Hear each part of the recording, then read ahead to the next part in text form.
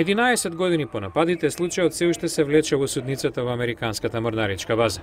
Процесот најдобро го илустрираат пркосењето и подсмевањето од страна на наводниот главен организатор Калид Шејк Мухамед и четворица други осомничени, обвинети за убиство на речиси 3000 лица. При читањето на обвиненијата во мај, тие го игнорираа судијата, потоа избувнаа во незадоволство, а еден од нив дури почна да се соблекува во судницата. На новата серија на распити, одбраната ќе се обиде да ги отфрли обвиненијата, тврдејќи дека целиот процес е нелегитимен.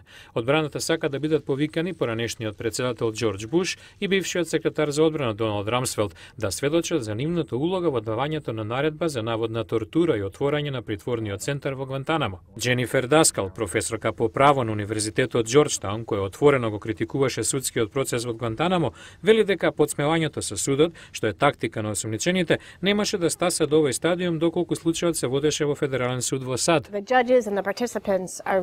Според мене, судијата на обвинетите им дава многу повеќе слобода отколку што би добиле во федерална судница, каде судиите веднаш би го запреле ваквото циркузантско однесување. Одлуката на американската влада да им суди на обвинетите во Гвантанамо, каде и се држат во притвор, предизвика протести меѓу американските антивојни активисти.